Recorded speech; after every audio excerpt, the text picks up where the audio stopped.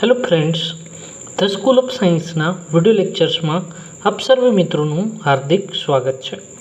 હું છું ગુંજન ચાપાણી અને મિત્રો આજે આપણે વાત કરીશું પરિમિત પુષ્પ વિન્યાસ વિશે। કયો પુષ્પ વિન્યાસ? પરિમિત પુષ્પ વિન્યાસ।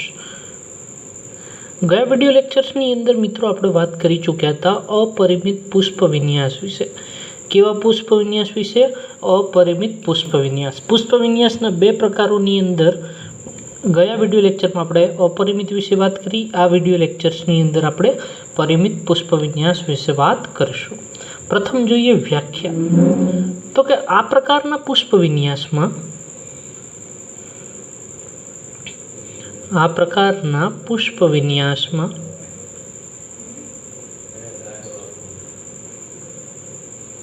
પુષ્પ વિન્યાસનો મુખ્ય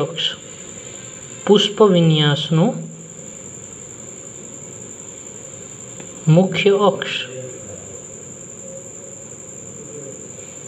પુષ્પમાં રૂપાંતરિત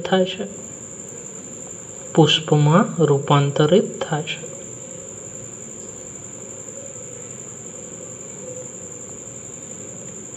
તેમાં જૂના પુષ્પો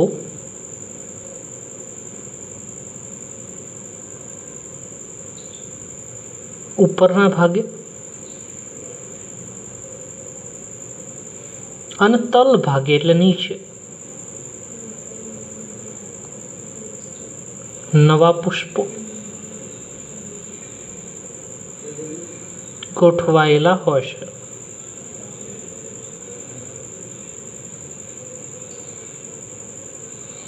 અને કેવું કહેવામાં આવે મિત્રો? તલાભિસારી કહેવામાં આવે। કેવું કહેવામાં આવે? તલાભિસારી અનુક્રમણ। ઉપરના ભાગે જે છે એ અને તલ ભાગે નવા પુષ્પો, ઉપરના ભાગે કેવા પુષ્પો? જૂના પુષ્પો। આ રીતે ગોઠવણીને કેવી કહેવામાં આવે? તલાભિસારી। હવે મિત્રો અહીંયા સમજજો, તમને બુકમાં આપેલું હશે કે તલાભિસારી ક્રમમાં પુષ્પોની ગોઠવણી થાય, બરાબર? આ વસ્તુ જે છે એ લખી લેજો, આપેલી હશે નહીં, બરાબર? હવે એની અંદર આપણે ભાગ પાડીએ તો પરિમિતના પ્રકારો જોઈએ। પહેલો પ્રકાર છે એક શાખી પરિમિત। કેવો પ્રકાર? એક શાખી પરિમિત। બીજો જે પ્રકાર છે એ છે દ્વિશાખી પરિમિત।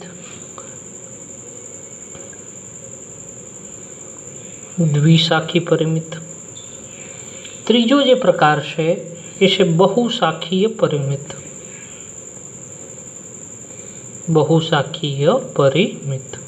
હવે એની અંદર મિત્રો ભાગ પાડીએ તો એક શાખી પરિમિત જે છે એના બે ભાગ પડે।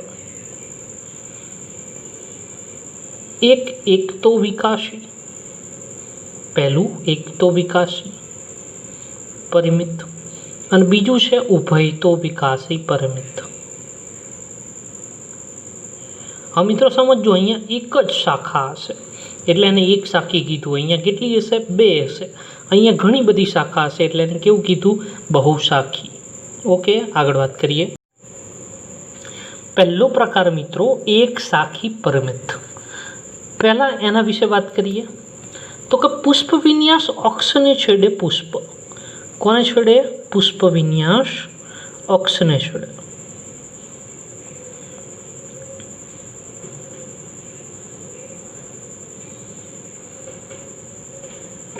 પુષ્પ વિન્યાસ અક્ષને છેડે શું ગોઠવાયેલું છે?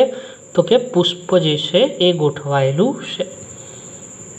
અને એ જ સમયે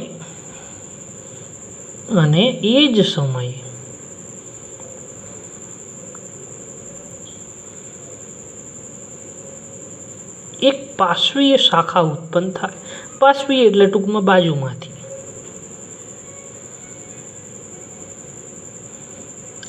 શાખા ઉત્પન્ન થાય અથવા તો ઉત્પન્ન કરે। હવે આના કેટલા પ્રકાર છે? તો કે બે પ્રકાર છે। તેના કેટલા પ્રકાર છે? બે પ્રકાર। બે પ્રકારમાં પહેલો પ્રકાર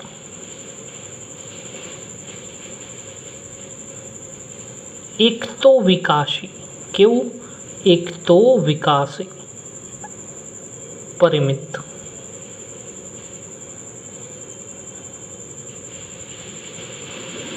મિત્રો એમાં જોઈએ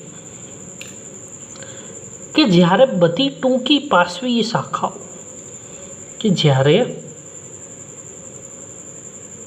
બધી ટૂંકી પાર્શ્વીય શાખાઓ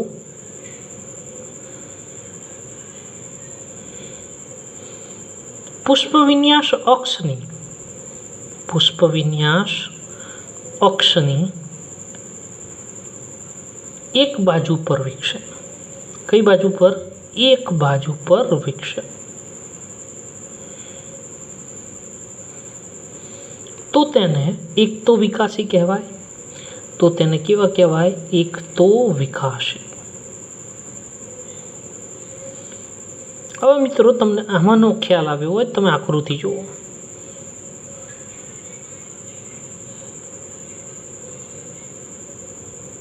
આ પુષ્પની રચના, આ જે છે એ પુષ્પવિન્યાસ અક્ષ, એમાંથી આ નવી શાખા ઉત્પન્ન થાય। અહીંયા પુષ્પ, એમાંથી આ નવી શાખા ઉત્પન્ન થાય।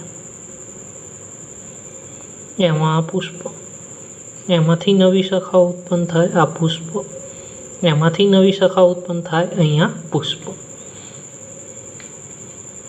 હવે શું કહેશે?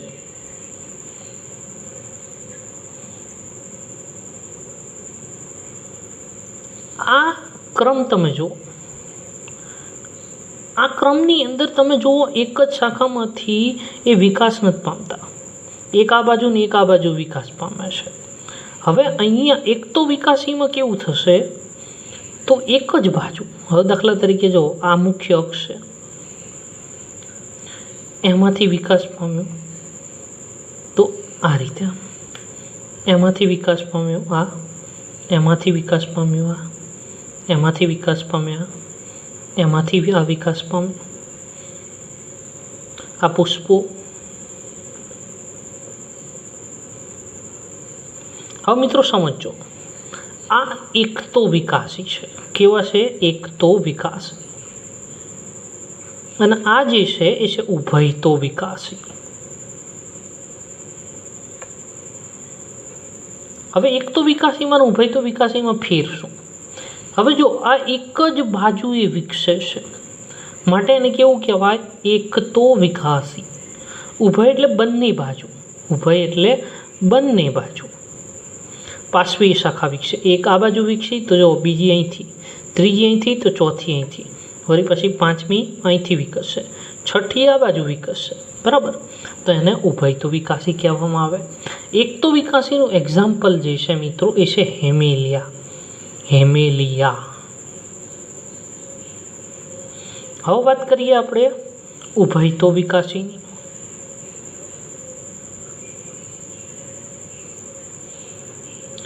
આકૃતિ આપણે બે જોઈ લીધી। બીજી વ્યાખ્યા વિશે વાત કરીએ ઉભય તો વિકાસીની, કે આ પ્રકારમાં એક પાર્શ્વીય શાખા, આ પ્રકારમાં એક પાર્શ્વીય શાખા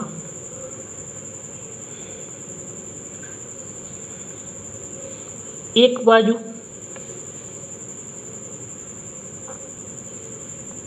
અને બીજી શાખા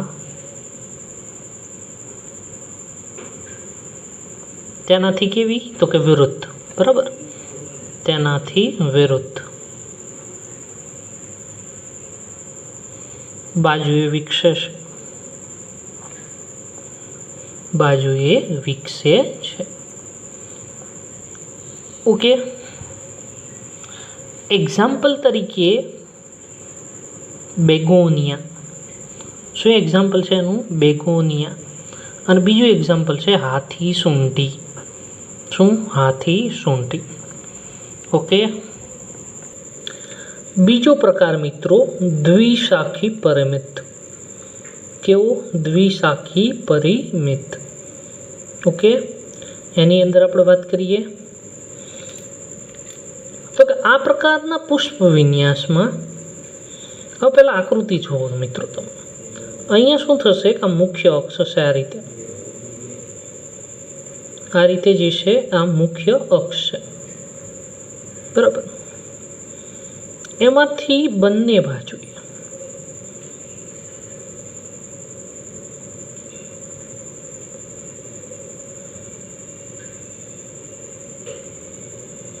મુખ્ય અક્ષમાંથી બંને બાજુએ જે છે એ શાખા વિકસે. એમાંથી મિત્રો ફરી પાછી શાખાઓ વિકસે.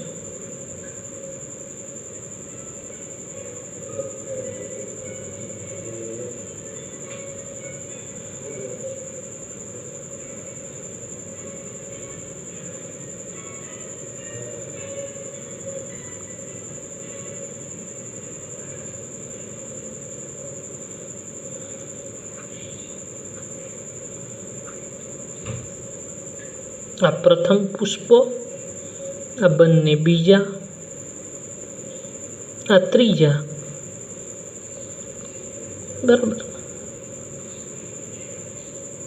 પ્રથમ, બીજા અને આ ત્રીજા. ઓકે, આ રીતે.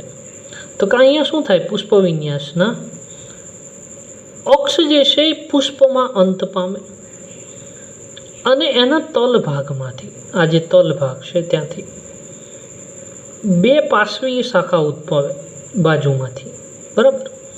અને એના છેડે અહીંયા જો શું આવેલું છે કે પુષ્પો આવેલા છે. એટલે વ્યાખ્યા આપણે આ રીતે લખી શકીએ કે આ પ્રકારના પુષ્પ વિન્યાસ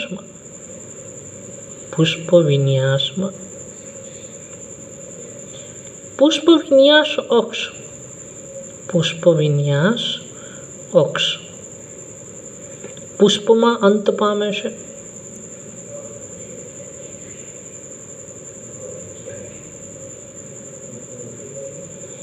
અને અક્ષના તલ ભાગમાંથી, કયો અક્ષ? પુષ્પ વિન્યાસ અક્ષના તલ ભાગમાંથી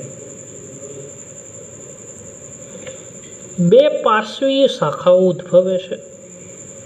બે પાર્શ્વીય શાખાઓ ઉદ્ભવે છે.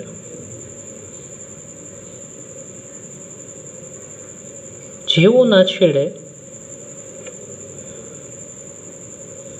પણ પુષ્પો આવેલા છે.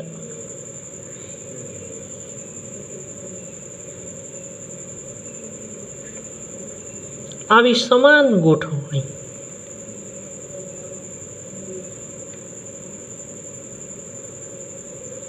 આ પાર્શ્વીય શાખા પર પણ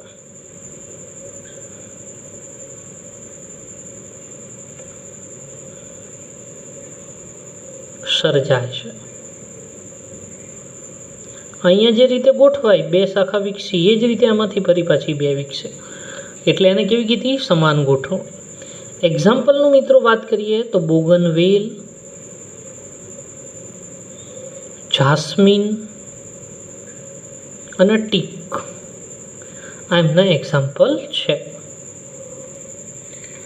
ત્રીજો પ્રકાર બહુશાખીય પરિમિત. કેવો? બહુશાખીય પરિમિત. હવે મિત્રો અહીંયા આકૃતિ જે છે એ ખૂબ અગત્યની છે દોરવા માટે. હવે સમજો, આ જે છે એ મુખ્ય અક્ષ છે. આ શું છે? મુખ્ય અક્ષ છે.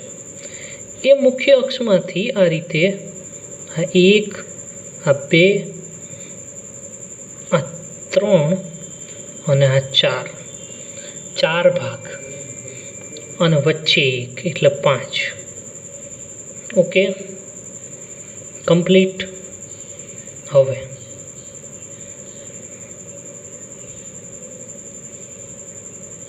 આ અને આ કમ્પ્લીટ.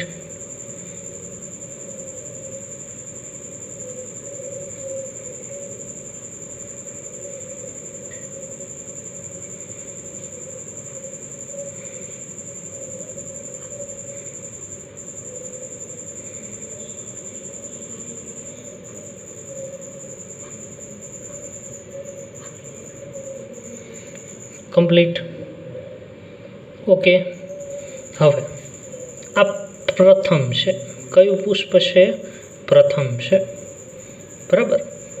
ત્યાર પછી આ બીજું છે, આ બીજું છે, આ બીજું છે અને આ બીજું છે. કમ્પ્લીટ. આ ત્રીજું છે, આ ત્રીજું છે, અહીંયા બંને ત્રીજા ત્રીજા છે. આ ત્રીજું છે, આ ત્રીજું, આ ત્રીજું, અહીંયા ત્રીજું, અહીંયા ત્રીજું, આ ચોથું, અંદરના ચોથા પુષ્પ. કમ્પ્લીટ. આ ચોથા પુષ્પ. આ રીતે જે છે એમની ગોઠવણી છે મિત્રો. આમને કહીએ તો શું કહીએ આપણે કે અક્ષને છેડે પુષ્પ હોય છે અને આ જે તલના ભાગેથી ઘણી બધી પાર્શ્વીય શાખા વિકસે છે. અહીંયા આ રીતે આપણે વાત કરી શકીએ કે આ પ્રકારના પુષ્પ વિન્યાસમાં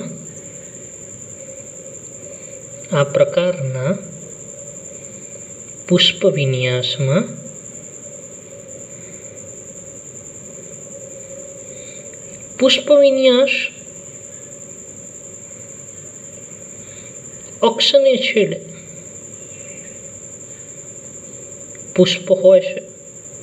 પુષ્પ હોય છે અને તલના ભાગેથી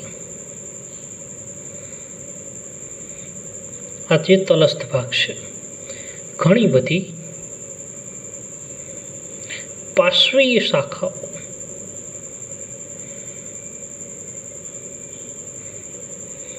ઉદ્ભવે છે.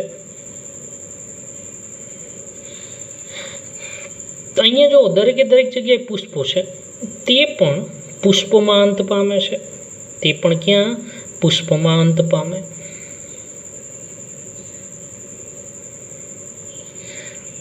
અને આવી ગોઠવણી અને હવે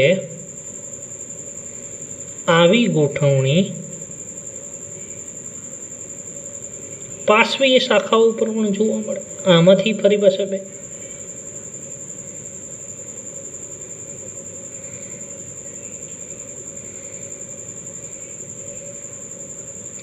આવી ગોઠવણી મિત્રો તમારે જોવી હોય તો હું તમને એક્ઝામ્પલ આપું. આંકડો કોમન છે, આપણે ત્યાં બધે જે છે એ જોવા મળે છે. હવે મિત્રો આપણે વાત કરવી છે કંઈક વિશિષ્ટ પ્રકારના પુષ્પ વિન્યાસ વિશે. કેવા?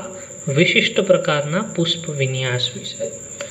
વિશિષ્ટ પ્રકારના પુષ્પ વિન્યાસ મિત્રો, વિશિષ્ટ પ્રકારના પુષ્પ વિન્યાસની અંદર પહેલું પુષ્પ વિન્યાસ છે કટોરિયા પ્રકારનું પુષ્પ વિન્યાસ. હવે એના માટે પ્રથમ આપણે શું કરવું પડશે? આકૃતિ ડ્રો કરવી પડશે. આકૃતિ જુઓ મિત્રો, એની કઈ રીતે છે.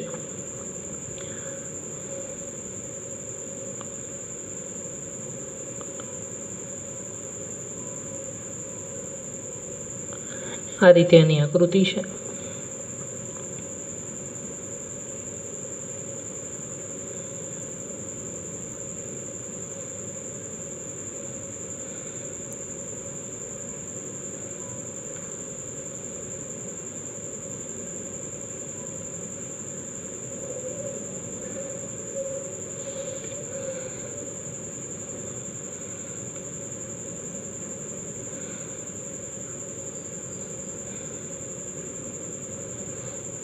ઓકે, આટલું વસ્તુ આવડી ગઈ. હવે બીજી વસ્તુ,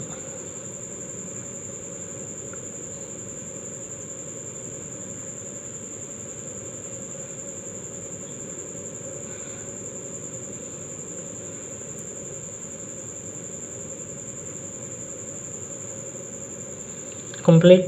આટલું આવડી ગયું. હવે ત્રીજી વસ્તુ જો,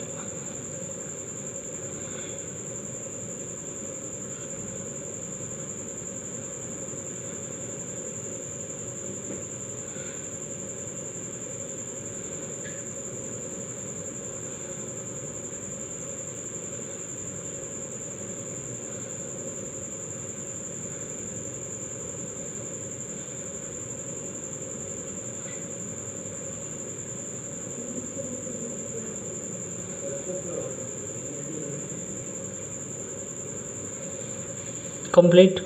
હવે નામકરણ સમજો. આ જે છે એ છે માદા પુષ્પ.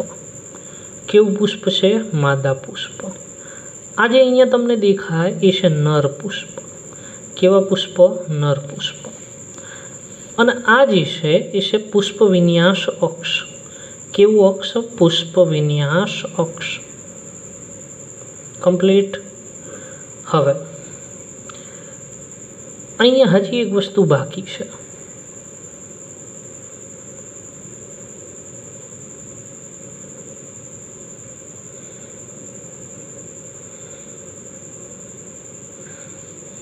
ઓકે, આ જે ભાગ છે એને કહેવામાં આવે નિચક્ર કપ.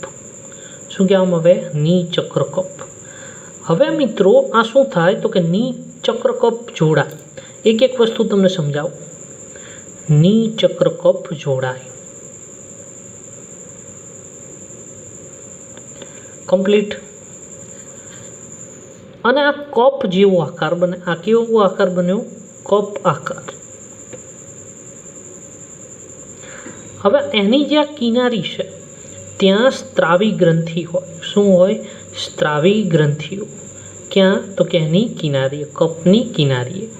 ઓકે, અહીંયા જો વચ્ચે કેન્દ્ર ભાગમાં કયું પુષ્પ છે? માદા.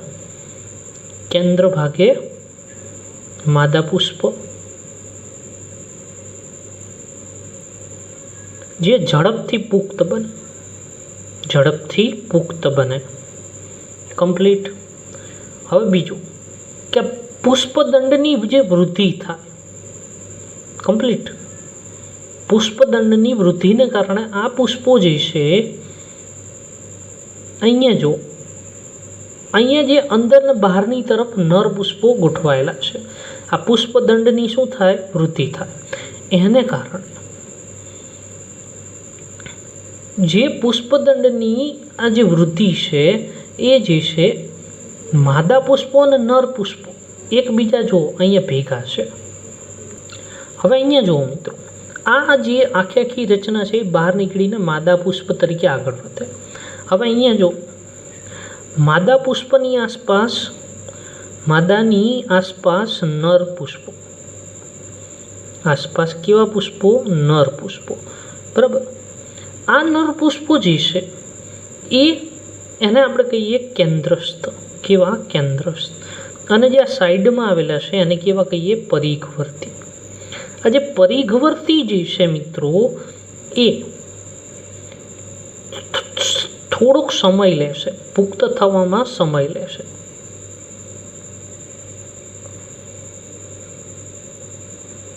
કેન્દ્રમાં જે છે એ ઝડપથી પુખ્ત બને. ઓકે. બીજું, આ પ્રકારનો પુષ્પ વિન્યાસની અંદર નર પુષ્પોને આપણે પુંકેસર તરીકે ઓળખીએ અને માદાને સ્ત્રી કેસર તરીકે. કમ્પ્લીટ. એક્ઝામ્પલ એનું કયું છે તો કે યુફોર્બિએસિકુ અથવા તો યુફોર્બિયા, પોયસેન્ટિયા,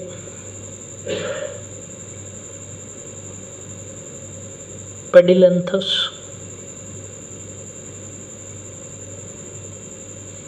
આ બધા મિત્રો એના શું છે? એક્ઝામ્પલ છે. ઓકે. હવે મિત્રો આપણે નેક્સ્ટ જે વાત કરવી છે ઉદુંબરક પ્રકારનો પુષ્પ વિન્યાસ. કેવો પ્રકાર? ઉદુંબરક. આ બીજો પ્રકાર છે વિશિષ્ટ પ્રકારના પુષ્પ વિન્યાસનો. આ પ્રકારના પુષ્પ વિન્યાસમાં પુષ્પ વિન્યાસ અક્ષ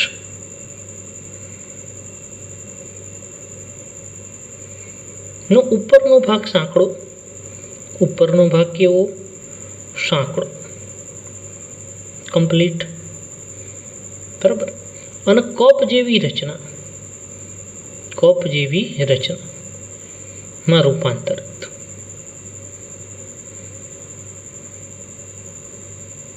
બીજું, મધ્યમાં છિદ્રિષ્ઠ ગુહા ધરાવે. ગુહા એટલે જગ્યા. ગુહા એટલે શું? જગ્યા.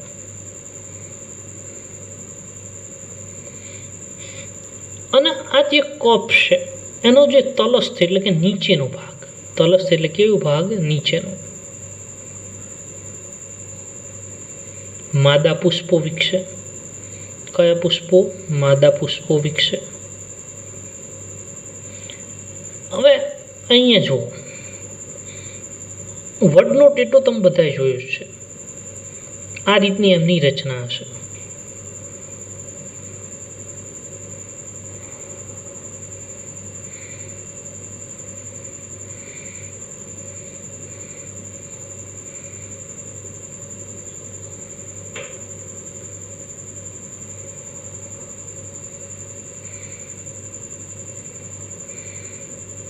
ઓકે, અહીંયા જે છે મિત્રો ગુહા હોય. શું હોય? ગુહા, જેને આપણે કહીએ છિદ્ર. આ રીતનો આમ ગોળ ભાગ એની અંદર તમે જોયું હશે. અહીંયા જે છે ઉપર આ નર પુષ્પો હોય. કયા પુષ્પો હોય? નર પુષ્પો. એની ફરતે આ રીતની જે રચના હોય.